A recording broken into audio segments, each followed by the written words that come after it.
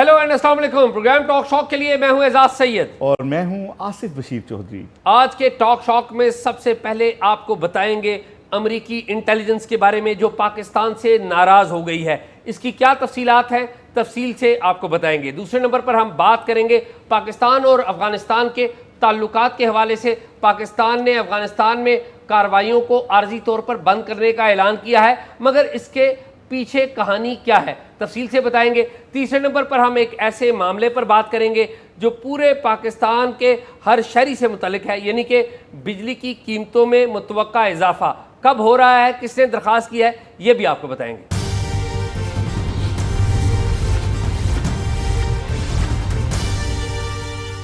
क्या हाल है एजाज, कैसे हैं आप? आसिफ आप ठीक हैं, खैरियत से? हाँ, ईद की छुट्टियां शुरू हो रही हैं और हमारा उससे पहले ये लास्ट शो है। पंजाब हुकूमत ने तो जुमेरात से, कल से यानी कि छुट्टी अनाउंस की है। जुमेरात जुम्मा हफ्ता, इतवार और पीर को जो है, पीर को 23 मार्च है, इतवार की वैसे छुट्टी होती है। तो मेरा ख्याल है जो पाकिस्तान का सबसे बड़ा सूबा 12.5 करोड़ आबादी, वहाँ पे तो अगले 5 दिन छुट्टी है। और अगर बाकी पाकिस्तान की बात करें तो वहाँ भी क्योंकि फेडरल की पॉलिसी है 3-4 दिन काम की, तो मेरा ख्याल है अब नेशन छुट्टियों के मोड पे चली गई है। तो एजाज़, कल जुमेरात को जो है वो मरकज़ी रोज़े हिलाल कमेटी का और वो इजलास हो रहा है चाँद देखने के लिए। लेकिन कहा यही जा रहा है कि रोज़े जो हैं वो 30 होने हैं, क्योंकि चाँद की उम्र जो है वो 14 घंटे के लगभग है और 19.25 घंटे के लगभग हो तो चाँद नज़र आता है। और कल तो इतना कम उम्र है कि वो शायद दूरबीन से भी हमें नज़र ना आ सके। तो यही कहा जा रहा है कि जो ईद है वो रोज़े 30 होंगे और ईद जो है वो हफ्ते वाले दिन होगी। अच्छा, मैं तो समझता था कि आप रोज़ाना ही चांद देखते हैं। देखें, जो चांद देख के ईद होती है वो तो वो डिफरेंट, उसका डिसीजन तो रूह हिलाल कमेटी ने करना होता है। उसने कहा, वो एक शेर मुझे याद आ गया, वो राहत तंदूरी साहब ने कहा, उसने कहा कि चलते फिरते महताब दिखाएंगे तुझे, हैं, चलते फिरते महताब दिखाएंगे तुझे, हमसे मिलना कभी पंजाब दिखाएंगे तुझे। कभी पंजाब दिखाएंगे। तो चांद तो हम रोज ही देखते हैं। मेरी क्योंकि चांद पे ड्यूटी लगती होती है ना, तो दोस्त पूछते होते हैं अक्सर। नहीं, आप वैसे भी रोजाना चांद नहीं, वो पूछते हैं कि जी चांद नजर आएगा, तो मैं कहता हूँ जी देखो चांद अपना अपना है ना, ठीक। लेकिन ईद और रमज़ान जो है वो तो कौमी चांद के साथ की जाए। बिल्कुल ठीक बात है। तो चलिए, अच्छी बात है। और सुनाए एजाज, अमेरिकी इंटेलिजेंस हमारे क्यों खिलाफ होने जा रही है? ट्रम्प तो हमारी बड़ी तारीफ़ करते हैं और बल्कि पूरी दुनिया हैरान है कि हमने उन्हें कैसे इतना खुश रखा हुआ है। आसिफ, ख़तरे की घंटी है। ख़तरे की घंटी इसलिए है कि इस वक्त जब मैं और आप बात कर रहे हैं, अमेरिका की कांग्रेस की एक बड़ी अहम कमेटी है, इंटेलिजेंस की कमेटी। अब देखिए, अमेरिका में 1976 से तकरीबन मिड 70 से ये इंटेलिजेंस कमेटी उनकी काम कर रही है, जिसमें तमाम जो इंटेलिजेंस के उनके इदारे हैं, CIA हो गया, एक नेशनल इंटेलिजेंस उनकी कमेटी है जो कि 8 साल पहले बनी हुई है, नेशनल इंटेलिजेंस कमेटी उसको कहते हैं, NIC उसको कहते हैं, वो हो गई, FBI हो गया, और इस तरह उनकी जो मुख्तलिफ इंटेलिजेंस से मुतल्लिका डिफेंस की इंटेलिजेंस कमेटियाँ हैं, इंटेलिजेंस के इदारे हैं, वो सारे उनके जो सरबराह आते हैं और वो अपने जो कांग्रेसमैन हैं, जो उनकी पॉलिसी, जो कानून साजी करते हैं, उनको आके ब्रीफिंग देते हैं। तो आजकल मिस्टर कॉटन हैं वहाँ पर इंटेलिजेंस कमेटी के सरबराह, बड़े अहम लोग होते हैं, बड़ा सवाल जवाब होता है। और ये वही कमेटी है कि जब CIA का डायरेक्टर नया लगता है या FBI का नया डायरेक्टर, तो कंफर्मेशन के लिए इनके पास आता है, जो इनसे सवाल जवाब करते हैं। एजाज़, इससे पहले कि आप मुझे इस अहम इजलास की खबर बताएं, मैं सोच के कितना खुश हो रहा हूँ कि एक पार्लिमान की कितनी रिस्पेक्ट है कि सारी इंटेलिजेंस एजेंसियां आके ब्रीफ करती हैं और उन्हें बताती हैं कि अगर आप आइंदा जो पॉलिसीज़ बनाएंगे उनमें इन फैक्ट्स को भी देखिएगा। आसिफ, ये ख्वाब तो हमारा पाकिस्तान में भी है ना, और इंशाल्लाह कभी ये वक्त आएगा हमारे यहाँ जितने भी तमाम इदारे हैं, हमारी पार्लियामेंट, हमारे बाकी जो इदारे हैं, उनमें एक थिंकिंग आएगी। एक दफ़ा आई थी वैसे नेशनल सिक्योरिटी कमेटी, रज़ा रबानी साहब के दौर में बनी थी, बड़ी मुश्किल से वो एक ब्रीफिंग हुई थी, इन कैमरा हो गई थी, बड़ा लंबा चौड़ा। लेकिन एजाज़, मुझे याद है कि जस्टिस काजी फ़ाइज़ ईसा ने जो डिसीजन दिया था फैज़ाबाद धरना के, उसके अंदर उन्होंने बड़ी ज़बरदस्त जो बातें लिखी थी, जो गाइडलाइंस दी थी कि आपके जो इंटेलिजेंस के इदारे होते हैं उनको कैसे, पार्लिमान को उनकी गाइडलाइंस क्या होनी चाहिए, किन खतूत के अंदर उनका जो एरिया है वो कैसे डिफ़ाइन होना चाहिए, और फिर उनके ऊपर जो पार्लियामेंट्री चेक्स रखे गए थे। मेरा ख्याल है कभी पाकिस्तान में हम इस तरफ बढ़े तो शायद उस फैसले को हमें पढ़ना भी पड़ेगा। चलिए, काजी आसिफ, फायजी वो साहब बात वो कहीं और चली जा रही है। असल में हम पहले बात वो कर लें तो हुआ ये कि इस वक्त वहाँ पे एक क्वेश्चन आंसर सेशन जारी है। इब्तदाई जो स्टेटमेंट्स हैं वो मुख्तलिफ जो इंटेलिजेंस एजेंसीज़ हैं उन्होंने दे दिए। एक जो स्टेटमेंट, क्योंकि मैं कल से इंतज़ार कर रहा था कि ये कमेटी का इजलास होगा और उसको हम देखेंगे, तो एक स्टेटमेंट नेशनल इंटेलिजेंस कमेटी है उनकी, उसकी सरबराह है तुलसी गैबर्ड। ये खातून है, एक 2024 में आई हैं, रिपब्लिकन पार्टी ज्वाइन की है। पहले ये मिलिट्री में थी, हवाई में रही हैं, हवाई नेशनल गार्ड जो यूएस आर्मी के हैं उसमें रही हैं, तो पूरा इनका एक बैकग्राउंड है मिलिट्री का और इंटेलिजेंस का। ये उस कमेटी को हेड करती हैं। इन्होंने स्टेटमेंट दी है एक उस कमेटी के अंदर, और स्टेटमेंट में मेरे लिए हैरानकुन बात पाकिस्तान है। ठीक है, स्टेटमेंट इन्होंने ईरान का भी बीच में जिक्र है और ममालिक का भी जिक्र है। पाकिस्तान का जिक्र क्या है? एक तो उन्होंने ये कहा कि जी देखिए, रशिया, चाइना, नॉर्थ कोरिया और पाकिस्तान, अब देखें पाकिस्तान का नाम किन किन मुल्कों के साथ आ रहा है। उन्होंने कहा जी ये एक ऐसे सिस्टम के ऊपर काम कर रहे हैं, यानी कि मिसाइल सिस्टम के ऊपर, डिफेंस सिस्टम के ऊपर, ऐसी डिफेंस सिस्टम की स्टडी कर रहे हैं जो अमरीकी नेशनल सिक्योरिटी के लिए थ्रेट है या ख़तरा है। ये पाकिस्तान का नाम आना इसमें मैं समझता हूँ बड़ी ख़तरे की बात है। दूसरी बात भी उन्होंने पाकिस्तान के बारे में की, उन्होंने ईरान के मिसाइल सिस्टम के बारे में बात की, दूसरे ममालिक के मिसाइल सिस्टम के बारे में बात कर रही थी। फिर वो कहती है कि पाकिस्तान का जो बैलिस्टिक मिसाइल सिस्टम है वो भी जो दायराकार है उसका, वो भी अमरीकी जो ख़तरात हैं उन अमरीकी जो नेशनल सिक्योरिटी है उसको हिट कर सकता है। ठीक है, तो पाकिस्तान भी एक ऐसा मिसाइल सिस्टम बना रहा है। तो ये अमरीकी इंटेलिजेंस कम्युनिटी की तरफ से ये बात आना, मेरे ख्याल में हमें मोहतात होने की ज़रूरत है, और हमें अमेरिका के साथ हमारी इंगेजमेंट अच्छी है। अमेरिका के जहन से पाकिस्तान का जो खौफ है वो निकालने की ज़रूरत है, और इस पर मेरे ख्याल में हमारी जो फॉरेन पॉलिसी के लोग बड़े हैं उनको भी काम करने की ज़रूरत है, और हमारे जो बाकी इदारे हैं जो इंटेलिजेंस टू इंटेलिजेंस तावन करते हैं या मिलिट्री टू मिलिट्री तावन करते हैं, उनको भी ज़रूरत है कि इसके ऊपर काम करें। क्योंकि अगर अमेरिका ये समझे कि पाकिस्तान ख़तरा है तो फिर हमारे लिए ख़तरे की बात है। तो हम अफोर्ड नहीं कर सकते किसी को भी अपने ख़िलाफ़ करना। हमने सर्वाइव भी करना है, तरक्की भी करनी है, और कोशिश ये करनी है कि हम किसी से जंग में भी ना आए। ईरान के साथ जो कुछ हो रहा है मेरे और आपके सामने, अच्छा ईरान का भी बड़ा जिक्र है। जो CIA के डायरेक्टर हैं, डायरेक्टर रेडक्लिफ, उन्होंने एक बड़ी दिलचस्प बात की। उन्होंने मीडिया के ऊपर बड़े बरम थे, नाराज़ थे बड़े सख्त मीडिया से। तो उन्होंने कहा जी हम तो बड़ी कामयाबियां हासिल कर रहे हैं और मीडिया जो है वो ठीक रिपोर्टिंग नहीं कर रहा। तो ये शिकायत आपको पता है मेरे और आपसे भी रहती है। तो खैर ये तो होता रहेगा। लेकिन जो तुलसी है, तुलसी गैबर्ड, उन्होंने भी कहा, बल्कि उनसे जो कमेटी के सरबराह उन्होंने पूछा कि देखिए आप ईरान के बारे में आप जो बातें कर रही हैं, तो अमरीकी सदर जो ट्रंप हैं उन्होंने तो कहा कि मुझे आई एम शॉक्ड। तो तुलसी गैबर्ड ने कहा जी मेरे नॉलेज में नहीं है अमरीकी सदर का ये बयान। अब उन्होंने अमरीकी जो सदर के बयान को ओन नहीं किया। बेसिकली जो इंटेलिजेंस कम्युनिटी है ये पूरे साल की जो असेसमेंट्स तैयार करते हैं उनका बयान देते हैं और अपनी परफॉर्मेंस बताते हैं। तो तुलसी गैबर्ड ने भी ये स्टेटमेंट दिया है पाकिस्तान के हवाले से। CIA के डायरेक्टर ने तो पाकिस्तान के हवाले से कोई बात नहीं किया। हालांकि आपको याद हो कि पाकिस्तान ने जब आए थे ट्रंप जनवरी 25 में, तो पाकिस्तान ने जो पहली CIA को सक्सेस दी थी वो पाकिस्तान ने दी थी।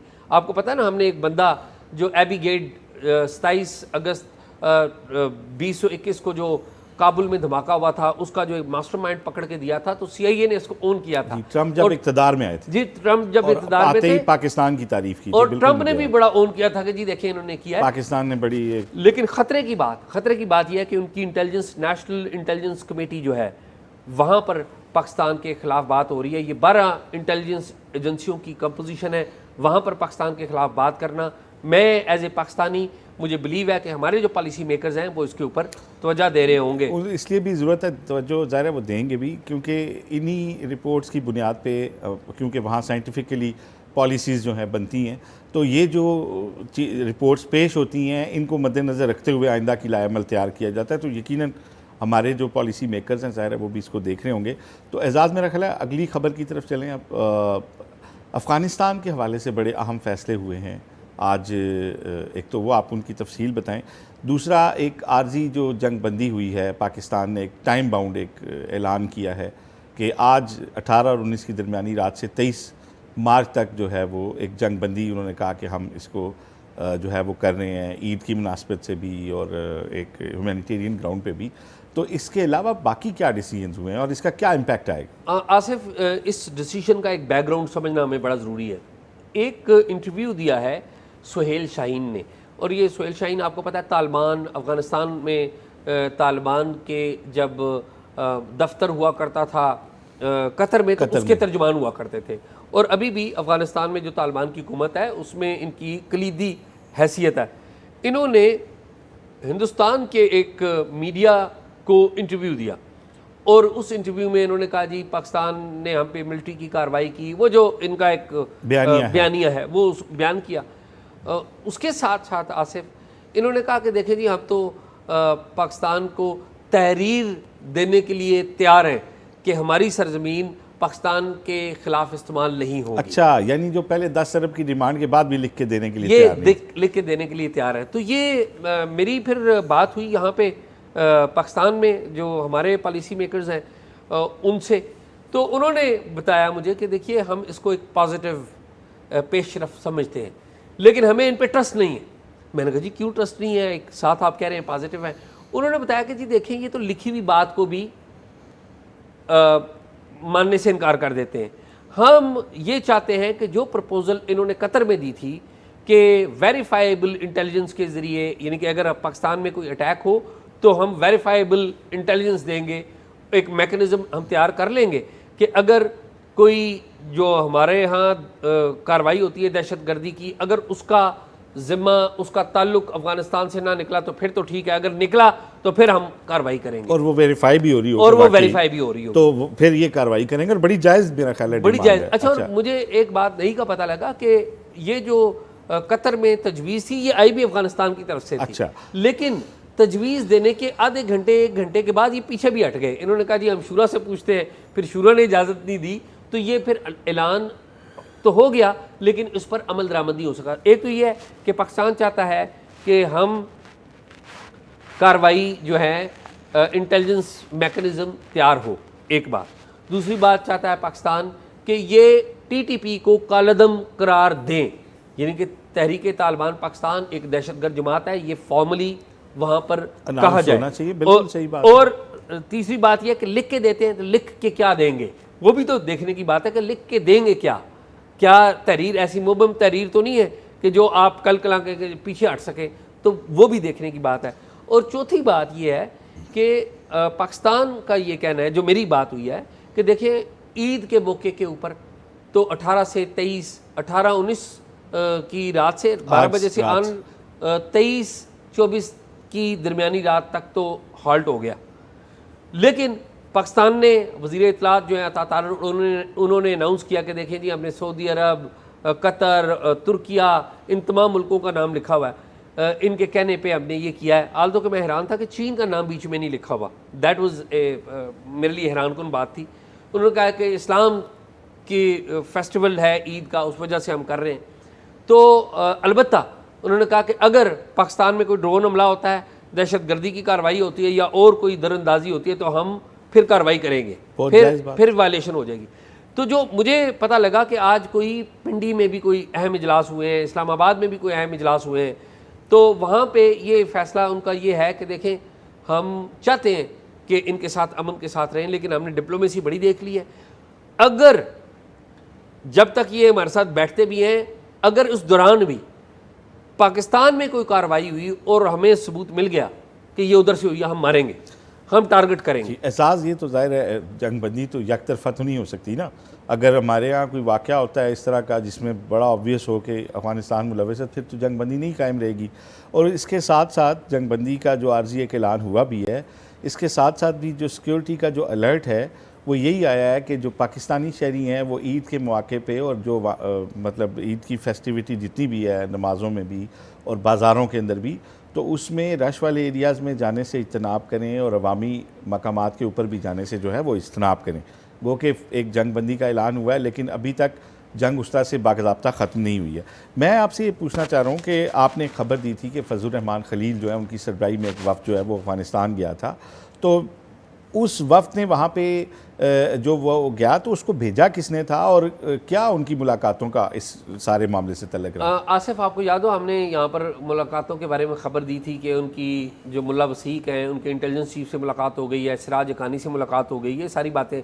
और हमने ये भी बताया था यहाँ पर, हमने इसी प्लेटफॉर्म पे बताया था अपने देखने वालों के कि मैंने कहा था कि मेरी पाकिस्तान में जो हमारे टॉप लोग हैं उनसे बात हुई है, जो सिविलियन गवर्नमेंट है उसकी बात कर रहा था मैं कि हमने वो बंदे नहीं भेजे।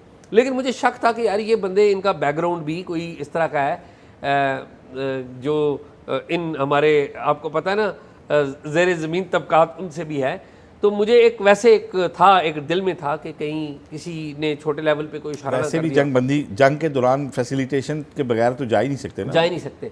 लेकिन वो बात वही निकली जो हमने कही थी कि ये जो है मौलाना फजल रहमान खलील, इन्हें पाकिस्तान ने नहीं भेजा था।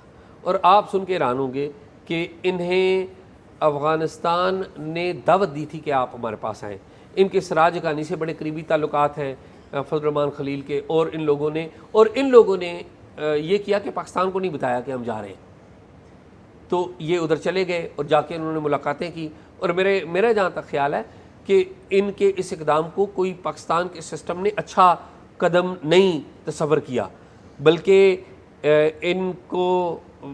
इनको ये शायद मैसेज दिया गया है या सिग्नल दिया गया है कि आपके इकदाम से यूँ तासुर गया कि पाकिस्तान ने भेजा, हमने आपको नहीं भेजा था। तो ये तो आप हमारी कमज़ोरी का एक मैसेज देना चाहते हैं, हमने आपको नहीं भेजा, हमने नहीं बात करनी उनसे जब तक ये चीज़ें ना हो जाए। तो ये एक है। और आसिफ देखें, सेंसिटिविटी बड़ी हो गई हुई है।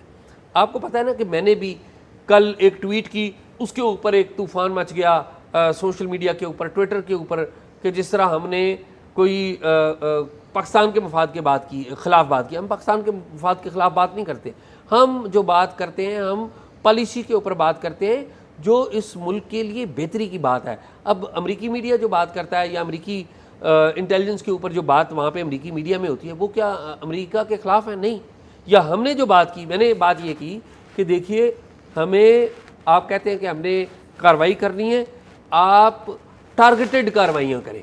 यानी कि जो लोग, जो इंडिविजुअल्स, जो जमातें टीटीपी या दूसरी जो आपने हमें बताया कि वो पाकिस्तान मुखालिफ हैं, जो आप हमें बताते हैं कि जो उन्होंने पाकिस्तान में कार्रवाई, उनको टारगेट ज़रूर करें। तो हम इस बात के तो मुखालिफ नहीं हैं। अलबत्ता आप हमारी किसी बात पे आप बुरा मनाते हैं तो मुझे नहीं समझ में आती कि ये क्यों इस तरह का के ऊपर जो कोई इख्तलाफ होता है या तनकीद होती है ना, उसको वैसे भी पर्सनल नहीं लेना चाहिए, क्योंकि पॉलिसियों में हमेशा बेहतरी की गुंजाइश भी होती है। बिल्कुल ठीक। लेकिन एजाज़, जहाँ तक बात है ना टारगेटेड कार्रवाइयों की, तो पाकिस्तान तो टारगेटेड कार्रवाइयाँ ही कर रहा है। लेकिन अब आप देखें, जब उसामा बिन लादेन को चेज़ कर रहा था अमेरिका, तो 2 से 3 मरतबा ऐसा हुआ कि उन्हें लगा कि उन्होंने उसामा को हिट किया, लेकिन वो नहीं थे। तो इन टारगेटेड कार्रवाइयों में भी एक सर्टन परसेंटेज होती है, ये चांस होता है कि आपकी इंटेलिजेंस को कोई मुगालता भी हो सकता है, उसमें कोई कमी बेशी भी हो सकती है। सम टाइम इंटेलिजेंस एक्यूरेट होने के बावजूद ग्राउंड पे कोई पोजीशन ऐसी चेंज हो सकती है जिससे वो कार्रवाई जो है 100% रिजल्ट नहीं देती। तो इसका मार्जिन हमेशा, मैं कल भी हम शो में यही बात कर रहे थे कि जब जेट बमबारी करते हैं तो एक सर्टन होता है मार्जिन के, ज़ाहिर है कि वो निशाने को हिट करने के अलावा कोलैटरल डैमेज का भी इम्कान होता है। ज़ाहिर है जंगों से इसीलिए तौबा की जाती है, इसीलिए इनसे पनाह मांगी जाती है कि इसमें इंसानी इल्मियत जन्म लेते हैं। बिल्कुल ठीक बात है। तो आसिफ, एक और ख़बर है जो बड़ी अहम है, और वो आपको पता क्या है कि पेट्रोल की कीमतों में हमने होशरुबा इजाफा तो देख लिया। अब तो पहले होता था ना कि महीने में एक दफ़ा होगा, फिर 15 दिन में एक दफ़ा हुआ, अब तो कह रहे हैं कि रोज़ाना की बुनियाद पे हम देखेंगे कि पेट्रोल की कीमत में कितना इजाफा करना है, तो रोज़ाना मॉनिटरिंग शुरू होगी। एक चीज़ जो पेट्रोल के इजाफे के साथ ऑटोमेटिक होती है वो बिजली की कीमत में भी इजाफा होता है, क्योंकि पेट्रोल जो बिजली बनती है उसमें ईंधन पेट्रोल इस्तेमाल होता है, तो पेट्रोल महंगा होगा तो बिजली भी महंगी होगी। वही हुआ। एक नेशनल पावर परचेजिंग कमेटी है, उसने नेपरा को दरख्वास्त दे दी है कि देखिए जी आप कम अज़ कम ₹1.34 पर यूनिट बिजली में इजाफा कर दें। तो ये आसिफ एक बड़ी अहम बात है। अभी फैसला नेपरा ने नहीं किया, 31 मार्च को फैसला होगा, लेकिन ये वो वाला फैसला है जो आप पे, मुझ पे, हम सब पे असरअंदाज होता है। देखिए एजाज़, मुझे नहीं पता कि कौन से पॉलिसी मेकर इस तरह के फ़ैसले करते हैं जिससे पूरे मुल्क में ऑलरेडी जो बेचैनी है। देखें अभी भी हमारा जो बहरी जहाज़ हमारा टैंकर ऑयल का किस तरह सीना चौड़ा करके जो है वो इंटरनेशनल पानियों से हमारा ऑयल जो है वो लेके आया है। देखिए दुनिया में तेल क्यों महंगा हो रहा है कि जो 20% जो अपना हरमज से आना है वो उसमें रुकावट आ गई है, तो तेल की कीमत बढ़ रही है। 55 रुपये लीटर जब बढ़ा, उस वक्त तक हमारे हुकूमत के रिकॉर्ड के ऊपर बयानात मौजूद हैं कि 28 दिन का पेट्रोल हमारे पास मौजूद था। हमने पुराने पेट्रोल की कीमत 55 रुपये लीटर बढ़ाई, फिर हमने जो यहाँ से हमारा ऑयल आया उसकी कीमत तो सेम है जो ये हमारा अभी आया है। तो मुझे ये बताएं कि कौन से महंगे पेट्रोल से बिजली बनाई जा रही है कि आपने ₹1.40 की समरी लिख के भेज दी है, और एक खामखा का। पहले भी जो पेट्रोलियम प्राइसेस से आपको पता हर चीज़ में आग लगती है, वो भी हुआ। अब आप बिजली की कीमत बढ़ाने जा रहे हैं। दूसरी तरफ आप पहले ही एक पॉलिसी ला के फिर भाग गए हैं। मतलब आपने एक कोशिश की कि जो आपके सोलर के सार्फिन हैं उनके ऊपर आप चाह रहे थे एक बम गिराना, उनको डिस्करेज करना चाह रहे थे। तो ये पता नहीं तवानाई के मिनिस्टर जो हैं और ये जो हमारी काबीना है ये क्यों चीज़ों को किस तरफ लेके जाना चाह रहे हैं। फ़ी ज़माना अगर ये जवाब दिया जाए कि आपने कोई महंगा पेट्रोल ख़रीद के कोई महंगी बिजली बना ली है, तो इसका तो जवाब हुकूमत को देना चाहिए कि महंगा पेट्रोल कब ख़रीदा गया, हमें तो यही नहीं पता। ठीक है ना, महंगा पेट्रोल आपने कब ख़रीदा है जी, ऐसे जो आप ये बता रहे हैं। और फिर आप जो है आपके ग्रिड में जो सस्ती बिजली जो आपको सोलर सार्फिन बना के दे रहे हैं वो कहाँ जा रही है। तो इन सारी का तो हिसाब नहीं होता, और आप पता नहीं कौन से अपने बजट के खसारे पूरे करना चाह रहे हैं इन सारी चीज़ों से। इसको मेरा ख्याल है वज़ीर-ए-आज़म पाकिस्तान को ज़ाती कैपेसिटी में उसी तरह देखना चाहिए जिस तरह इससे पहले उन्होंने पिछली पॉलिसी को वापस लिया था। इस मामले को भी उनको देखना चाहिए। लेकिन आसिफ पैसे कहाँ से लेके आएंगे? पैसे तो वही है ना। नहीं, अभी देखिए ना, अभी $55 इजाफा हुआ है ना, 55 रुपीज़ यहाँ पर इजाफा हुआ है। तो अभी हो सकता है कि कुछ और इजाफा भी हो जाए, क्योंकि कॉन्फ्लिक्ट तो रिजॉल्व नहीं हुआ। और ये जो इजाफा हमने किया था वो शायद इतना ज़्यादा इजाफा ना करें लोगों को अभी रिलीफ देने के लिए।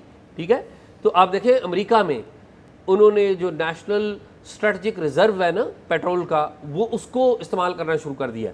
अमेरिका में 1 गैलन जो पेट्रोल की कीमत थी वो $1.85 थी, या बाज़ जगहों पे $2 थी।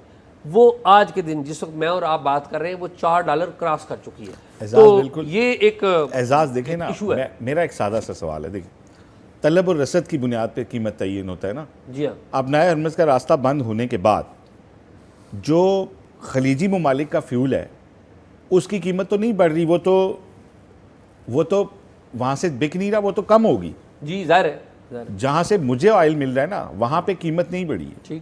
ठीक है, इंटरनेशनल मार्केट में क्यों कीमत बढ़ी है कि 20% जहाँ से आ रहा था, रसद आ रही थी, वो रुक गई है। अगर मुझे वहाँ से मुझे तो और सस्ता मिल रहा होगा ऑयल, अगर मैं चेक करूँ। जी हाँ, जी हाँ। क्योंकि वहाँ से ख़रीदार कोई नहीं है, मैं अकेला ख़रीदार हूँ, मुझे तो वो उस कीमत से भी कम मिला होगा जो उससे पहले थी। ठीक बात। तो मुझे ये बताया जाए कि कौन सा महंगा तेल आपने ख़रीद के बिजली बना ली है जो आप महंगे उसके पैसे। अगर महंगा ख़रीद के बनाइए तो डेफिनेटली एक जवाज़ है कि आप करेंगे, लेकिन आप महंगा खरीदें तो सही ना। जी हाँ, जी हाँ। आसिफ ये जो बात आपने तवानाई के हवाले से बात की ना, पेट्रोल को ज़्यादा कीमत पर ख़रीदने के हवाले से, और ये सारी बातें, देखिए ये प्लेटफॉर्म हाजिर है वज़ीर पेट्रोलियम के लिए भी और वज़ीर तवानाई के लिए भी। अगर वो कोई भी अपना मौक़िफ़ देना चाहते हैं तो दे आर वेलकम, हम बखुशी उनका मौक़िफ़ यहाँ पर चलाएंगे। तो मेरे ख्याल में आसिफ यही था आज तो यही था। ठीक है नाज़रीन, प्रोग्राम आपने देखा, प्रोग्राम के बारे में अपनी राय ज़रूर दीजिएगा, और अगर कोई मालूमात हो तो talkshock777@gmail.com पर शेयर कीजिए। अल्लाह हाफ़िज़।